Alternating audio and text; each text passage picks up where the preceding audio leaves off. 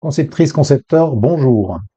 Alors, au menu aujourd'hui de cette vidéo, on va laisser de côté les comparaisons entre Créo paramétrique et les autres soft SEO du marché. Si vous avez vu les autres vidéos que j'ai déjà faites, vous avez suffisamment d'informations pour pouvoir juger de la qualité d'un outil comme Créo. Aujourd'hui, on va faire un petit tuto un petit peu iconoclaste, hein, dans le sens où je vais fouler aux pieds certaines bonnes pratiques, et je vais mettre en PLS pas mal de responsables CAO de bureaux d'études, parce que je vais battre en brèche peut-être une idée reçue, ou en tout cas une façon de faire pour réaliser des pièces qui consistent notamment à créer ces nouvelles pièces en utilisant des templates, des gabarits, des modèles par défaut, et notamment l'utilisation des trois plans de référence, des trois plans de base pour créer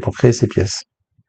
Je vous ai affiché ici une machine spéciale, donc un assemblage qui contient pas mal de pièces. Et en fait, ce qui se passe, c'est que notamment sur des pièces de bibliothèque, des pièces de librairie, comme par exemple toute la visserie, on n'a pas intérêt à avoir des modèles trop complexes si on veut préserver une certaine rapidité et une certaine aisance dans la manipulation de ces grands modèles. Et pour faire cela, eh bien, on va essayer d'utiliser des méthodes qui vont, comme je le disais, peut-être un petit peu à contre-courant, mais par exemple, si je regarde cette vis BTR, CHC, eh bien, vous pouvez vous apercevoir qu'au début de l'arbre du modèle, je n'ai aucun plan de référence. J'ai commencé directement par dessiner la tête de vis. Alors c'est bien, et ça c'est une des caractéristiques là aussi qui distingue Créo de ses petits concurrents, cette possibilité d'alléger le modèle au maximum pour ensuite l'utiliser dans des assemblages complexes. Et la plupart du temps, dans 80% des cas, lorsqu'on fait de la machine spé notamment, on va utiliser des pièces extrêmement simples, très prismatiques, voilà, des bouts de ferraille percés, à peine chanfreinés, ou des bouts d'étirés ronds que l'on va usiner de part et d'autre, et puis ça suffira bien.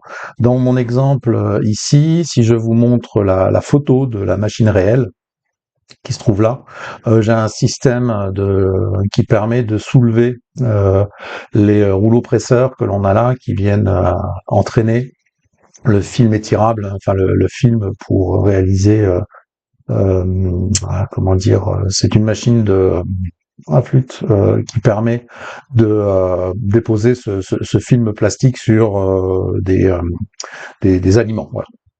Eh bien, cette manette, voilà, on a un axe avec un levier et puis une boule bakélite pour pouvoir manœuvrer l'ensemble et le faire descendre, le mettre en prise afin qu'il puisse à la fois choper le plastique et puis le faire défiler. Eh bien, j'ai déjà réalisé une des pièces de cet assemblage. Je vais vous la montrer. Voilà, c'est le levier. Et vous voyez que là aussi, je me suis contenté d'utiliser des fonctions de base. Et maintenant, l'idée, c'est de réaliser la sphère qui va là. Mais il va se poser un problème, c'est que, alors vous allez voir, on va y aller. Vous allez voir, hein, vous allez voir le problème qui va surgir ici. Donc, je vais commencer une nouvelle pièce. Je vais l'appeler avec les boules levier.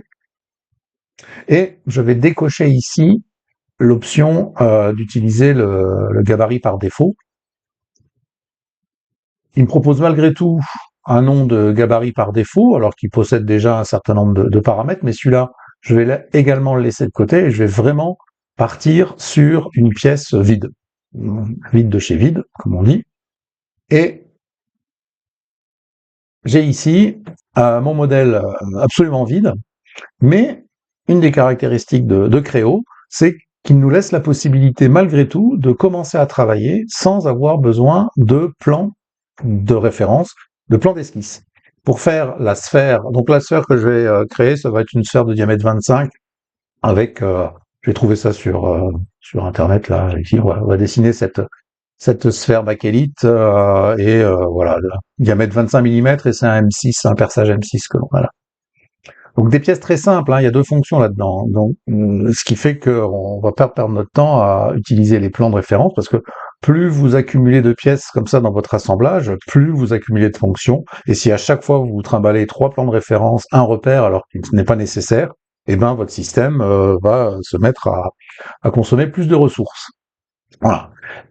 Vous avez ces deux fonctions qui sont accessibles directement, extrude et revolve, donc extrusion, révolution. Vous voyez que je peux pas démarrer directement par une esquisse, et donc je vais commencer directement par une forme de révolution.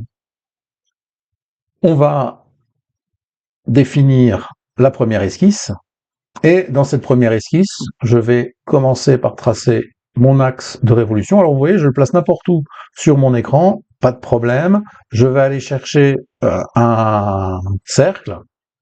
Alors pour la petite information, je suis en Creo 5, parce que pourquoi pas.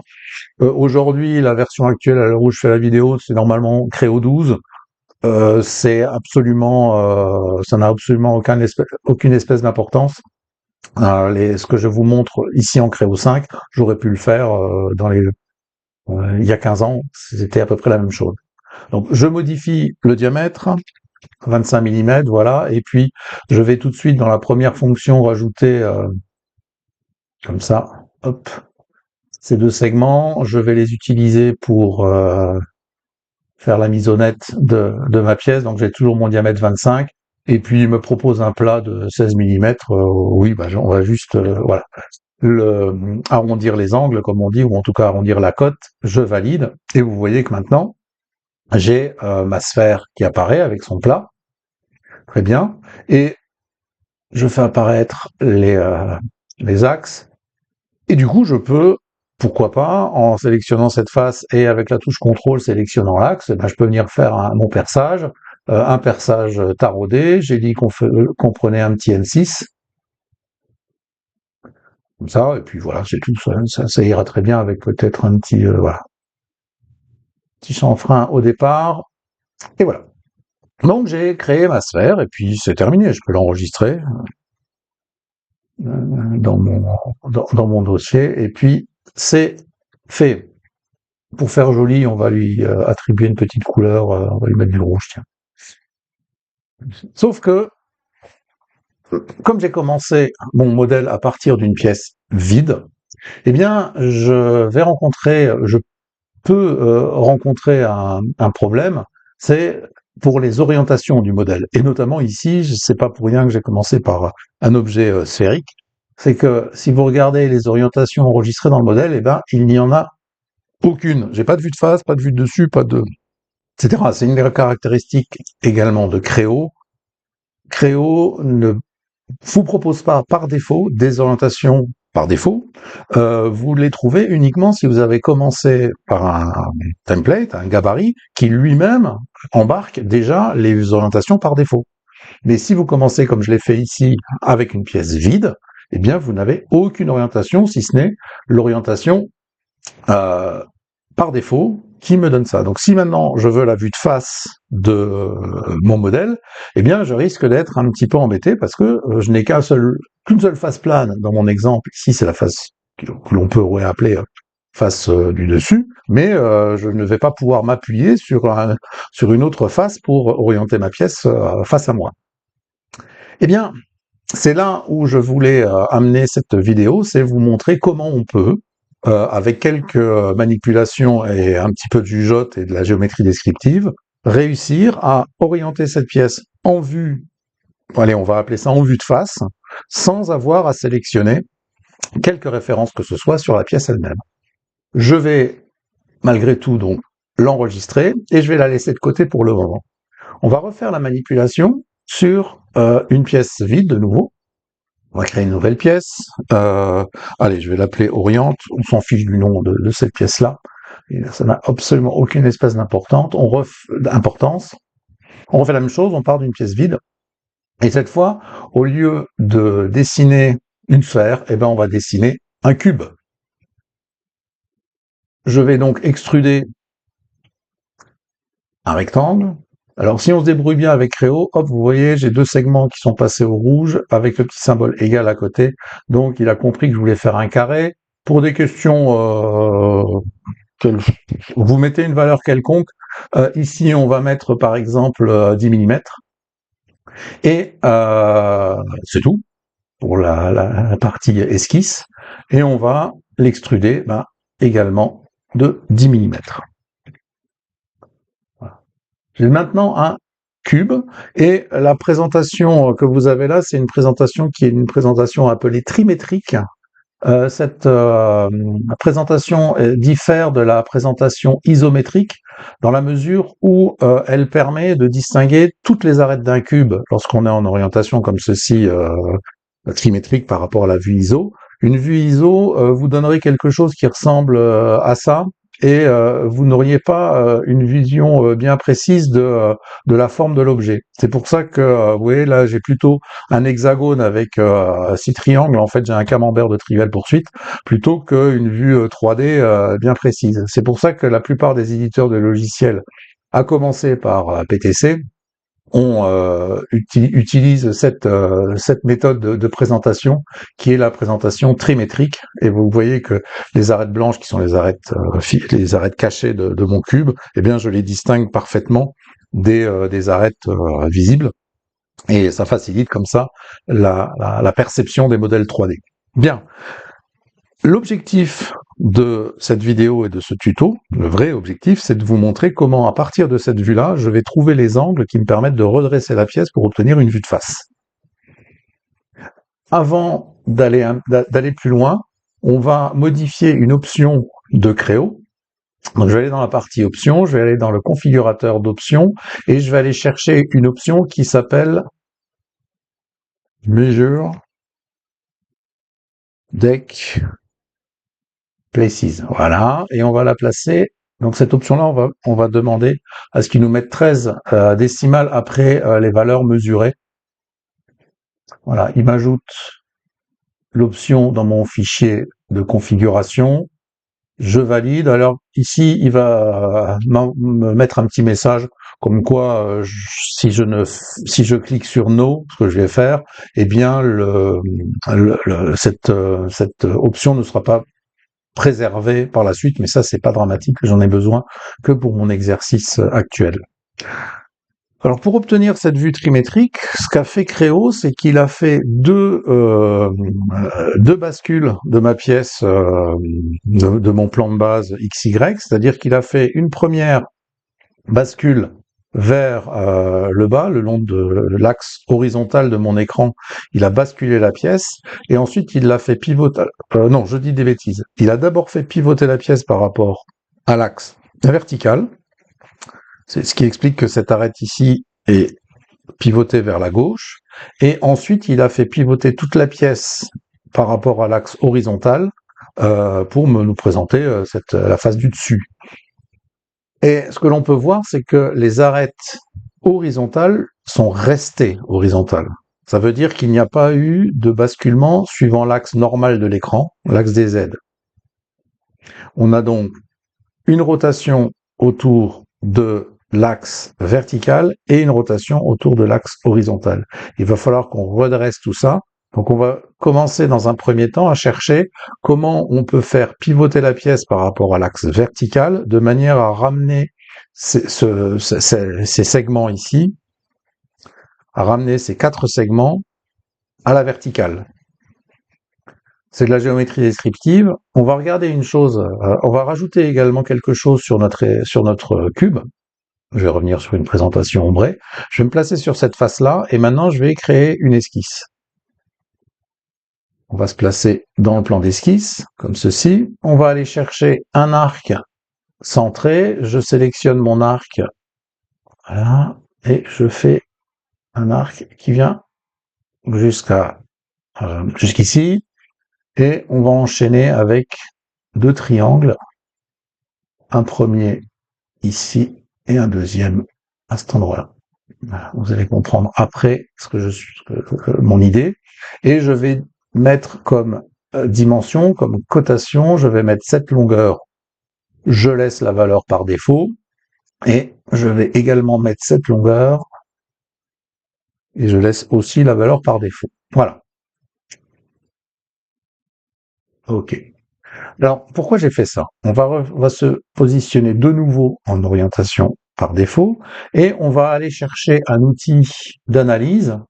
On va aller chercher notre petite règle, notre petit double décimètre ici, pour réaliser une mesure.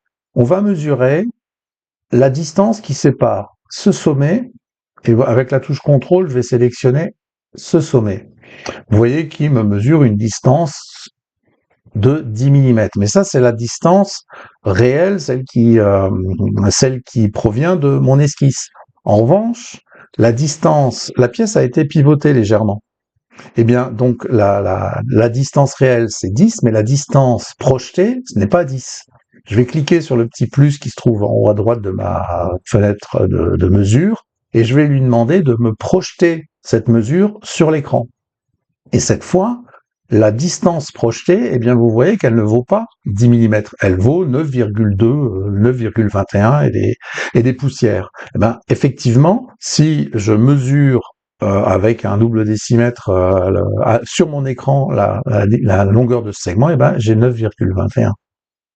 Je vais copier cette valeur et je vais la placer à la base de ce triangle. Voilà, il se met à jour. Et du coup, maintenant, l'angle formé entre ce triangle et la face là, eh bien, c'est l'angle qui a été appliqué à la pièce pour la faire pivoter le long de l'axe vertical.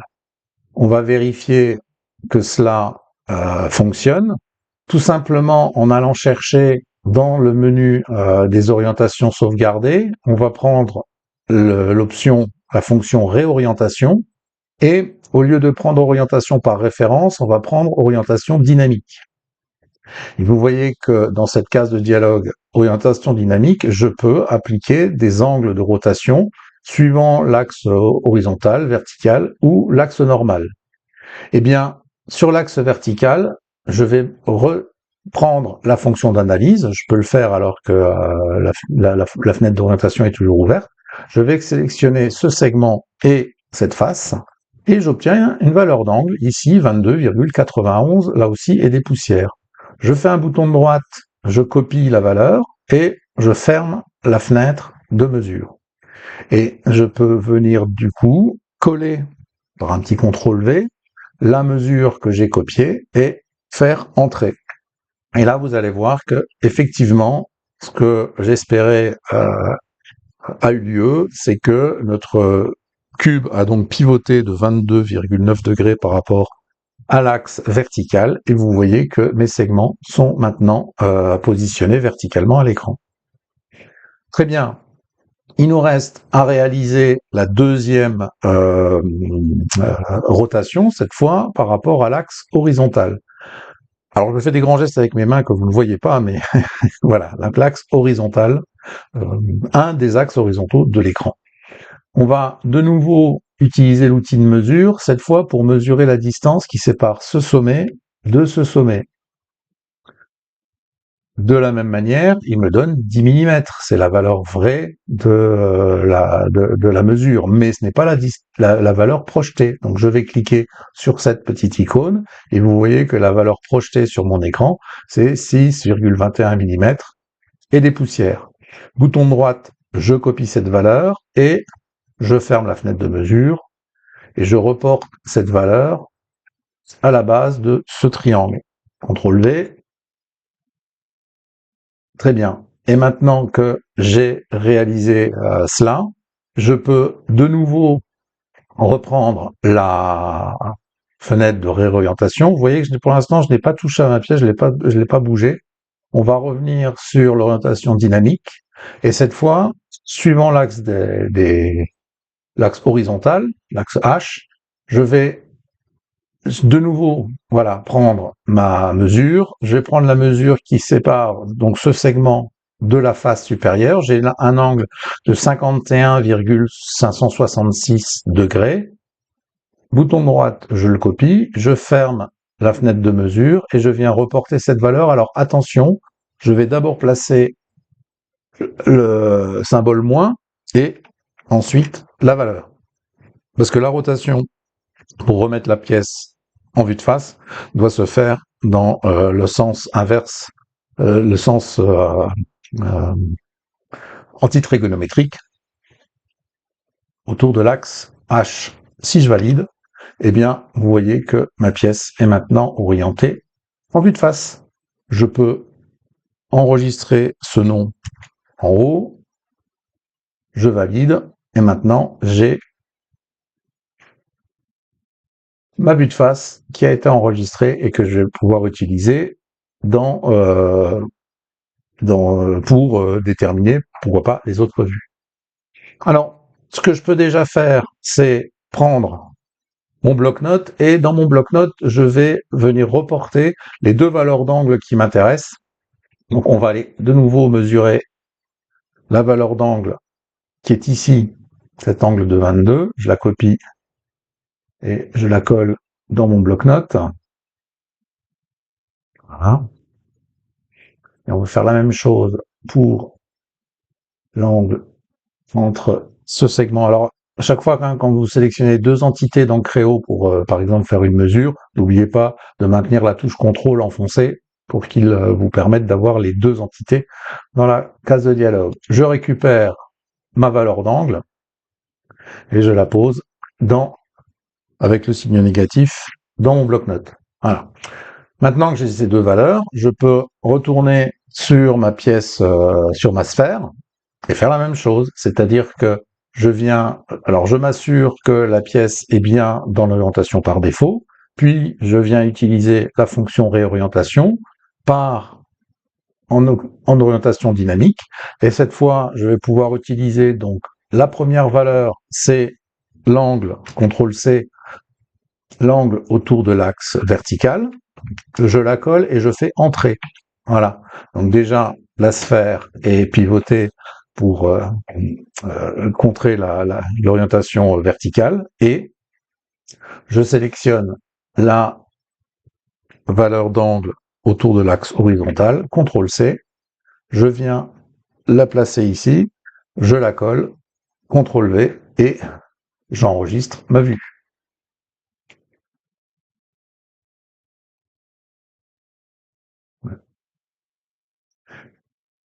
Si je fais CTRL-D pour revenir en orientation par défaut, maintenant j'ai ma vue de face. À partir de ce moment-là, je vais pouvoir en tirer toutes les orientations qui en découlent. Typiquement, je viens me positionner donc en vue de face, je viens sélectionner la réorientation, toujours pas par référence, mais en orientation dynamique. Si je fais pivoter ma pièce de 90 degrés par rapport à l'axe horizontal, eh bien, je vais obtenir ma vue de dessus que j'enregistre. Si maintenant je mets moins 180 par rapport à l'orientation actuelle, hop, je vais obtenir la vue arrière. Et si je mets 0, je reviens en vue de face. Si je mets moins 90, j'obtiens ce que l'on pourrait appeler la vue de dessous.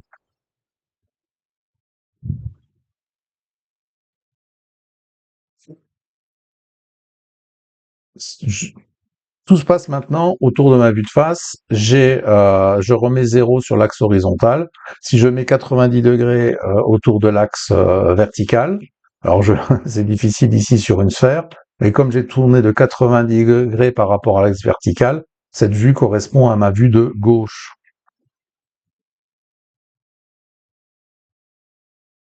Et ainsi de suite, vous allez pouvoir, comme ceci, alors j'ai pas sauvé la vue de gauche, réaliser l'ensemble des vues de votre modèle, sans avoir besoin de sélectionner de référence. Je vais enregistrer ma pièce. Maintenant, ce qui est encore plus intéressant, c'est de stocker cette manipulation dans une macro clavier. Ça va vous permettre, une fois que vous aurez stocké cette macro clavier, de la réappliquer à n'importe quelle pièce que vous ouvrirez dans Creo. L'intérêt aussi, c'est que souvent, vous récupérez des anciennes pièces ou des pièces qui sont issues d'un import en format STEP ou qui sont issus d'un fournisseur quelconque, et les orientations des pièces ne correspondent pas forcément à ce que vous vous attendiez d'avoir. Eh bien, le fait de créer, d'utiliser ces valeurs qui ne tiennent pas compte de la géométrie de la pièce vous permettront d'avoir toujours les mêmes orientations. Pour aller chercher les fonctions de macro, vous allez cliquer sur la petite loupe qui vous permet de faire une recherche de commande dans Créo, et vous allez taper, alors si vous êtes sur une version française, vous allez taper macro. Moi je suis sur une version anglaise de Créo, donc je vais taper mapkey.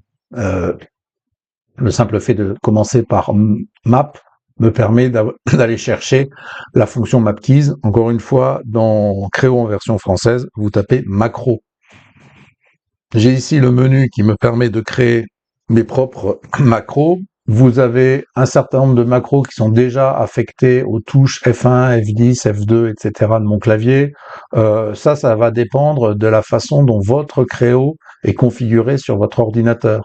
Il faut regarder quels sont les macros qui sont déjà utilisés, parce que vous devez, on va créer une nouvelle macro et on va se débrouiller pour que les lettres que l'on va utiliser ne soient pas déjà utilisées. Par exemple, je veux créer une macro qui me crée ma vue de face. Je vais donc créer une nouvelle macro et je vais lui dire, allez, que la macro s'appelle VF. J'ai vérifié avant de faire cela que il n'y avait pas de macro commençant par VF. Et j'ai ici le bouton enregistrement, record, et je vais pouvoir, grâce à ce bouton, réaliser la séquence de touches qui m'intéresse pour créer cette fameuse macro. J'appuie sur le bouton record et ensuite je vais m'assurer d'un certain nombre de choses avant de commencer. Donc ma macro va devoir tout d'abord me mettre mon modèle dans l'orientation par défaut. Je m'assure que cette orientation soit effectivement sélectionnée. Puis je vais de nouveau aller dans la partie vue orientation. Je vais effectuer la séquence de touches ou la séquence de fonctions qui va bien. Typiquement, je vais chercher l'orientation dynamique. Cette fenêtre-là, je n'en ai pas besoin. Je vais récupérer, comme je l'ai fait tout à l'heure, la valeur d'angle autour de l'axe vertical. Je la copie, je la colle à cet endroit-là. J'appuie sur la touche Entrée pour la valider. Je vais chercher la valeur d'angle pour l'axe horizontal. Je fais CTRL-C. Je la colle dans cette zone de saisie. Je fais Entrer. J'ai ma vue de face. Je lui donne le nom, face. Et là, sur cette pièce-là, il va se passer le phénomène suivant lorsque je vais demander à sauver ma vue de face. Il va m'envoyer un petit message d'alerte comme quoi la vue de face existe déjà. Effectivement, si vous avez suivi la vidéo, vous avez vu que j'ai déjà enregistré. Eh ben, c'est bien, je vais cliquer sur le bouton oui, yes, pour écraser la vue de face préexistante et je fais OK. Et pourquoi pas, pour terminer ma macro, je reviens en orientation par défaut. Maintenant que j'ai réalisé l'ensemble de cette séquence de touches, je vais cliquer sur Stop. Je vais faire OK.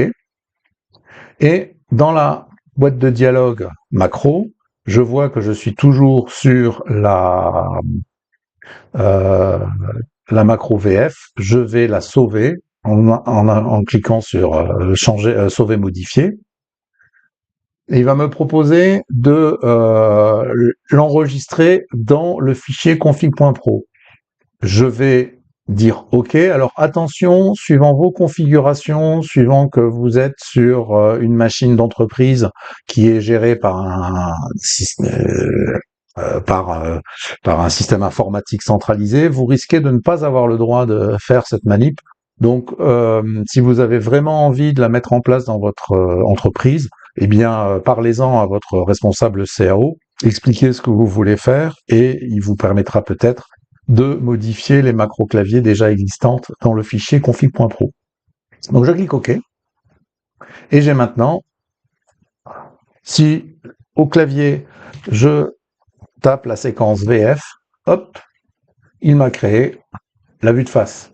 Alors pour le vérifier, on va pas le faire sur la sphère, sur la boule que j'ai réalisée ici. Je vais même carrément, donc je vais enregistrer de nouveau ma pièce. Je vais faire un CTRL W pour fermer cette fenêtre. Je n'ai plus besoin non plus de mon cube, je fais un CTRL W pour fermer cette fenêtre. Cette pièce-là, elle possédait déjà un certain nombre de vues de face, vue de gauche, vue de dessus, donc celle-ci je m'en fiche. Et je vais reprendre cette pièce que j'ai créée tout à l'heure. Elle ne possédait pas d'orientation par défaut. Si je tape VF, hop, je laisse faire le système et j'ai maintenant ma vue de face dans mon modèle. Voilà. Encore une fois, l'intérêt, c'est je peux prendre maintenant n'importe quelle pièce qui provienne de n'importe où, quel que soit le nom des plans de référence, quelle que soit la façon dont a été créée la pièce, je peux créer ma vue de face, je serai sûr de tomber toujours dessus.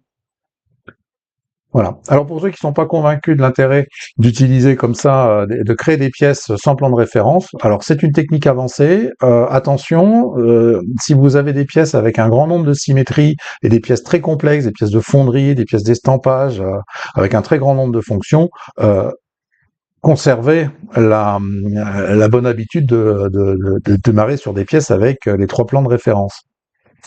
Mais sur des pièces relativement simples, de mécano-soudure, des pièces de bibliothèque, des pièces de quincaillerie, franchement, vous allez faire des pièces qui seront plus légères. Là aussi, vous ne serez pas encombré lorsque vous allez afficher votre assemblage avec la multitude de plans qui sont associés à toutes les petites pièces. J'ai maintenant cette pièce-là à l'écran. Ce que je vais faire, c'est que dans un premier temps, je vais aussi fermer cette fenêtre. On va créer un assemblage.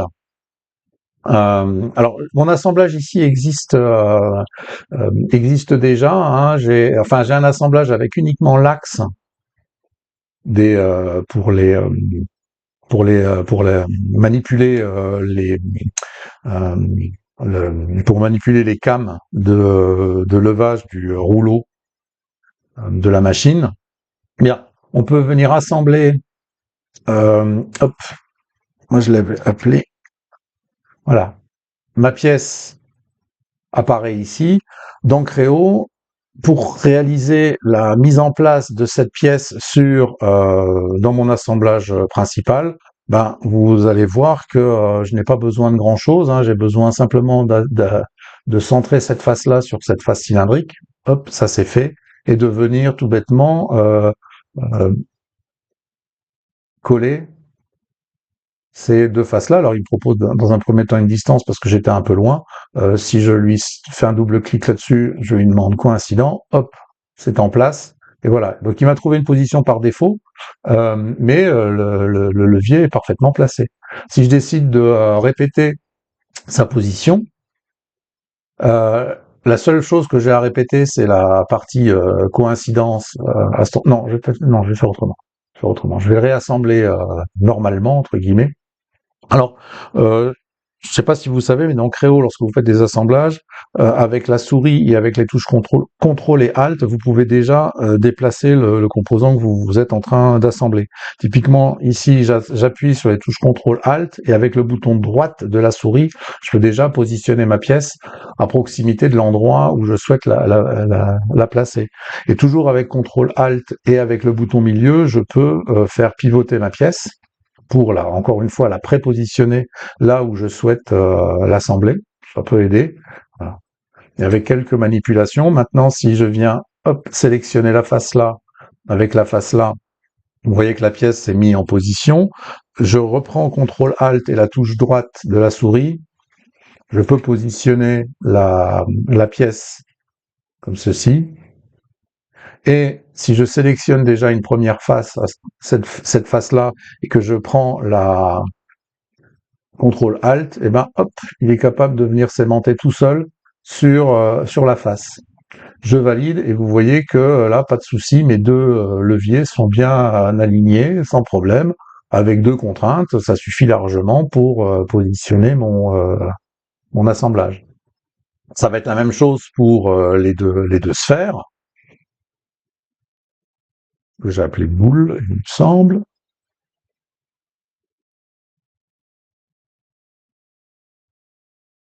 Je vais rechercher, voilà. Boule levier.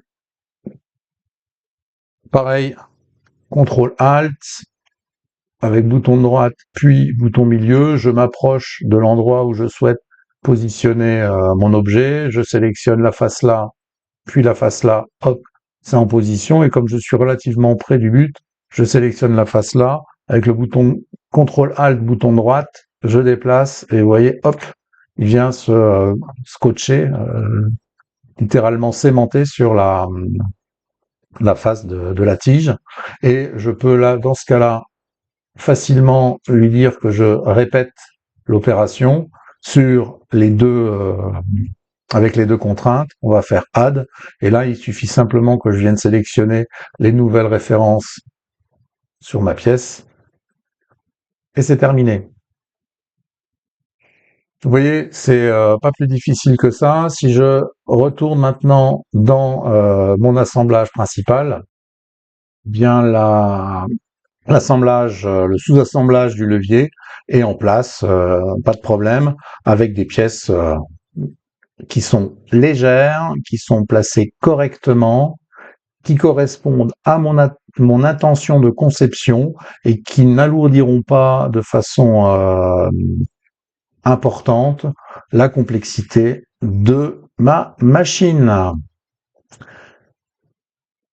J'espère que cette vidéo vous a plu, j'espère que vous avez appris des choses intéressantes et que vous aimerez les mettre en place sur vos propres réalisations. Vraiment, c'est quelque chose que j'utilise beaucoup, les pièces sans plan de référence. Et puis, c'est à chaque fois un petit défi qu'on peut se lancer, c'est de se dire, allez, cette pièce-là, comment est-ce que je pourrais m'y prendre pour la créer à partir du vide. Je vous souhaite une bonne continuation. Je vous dis à bientôt pour d'autres vidéos sur un créoparamétrique et ses secrets.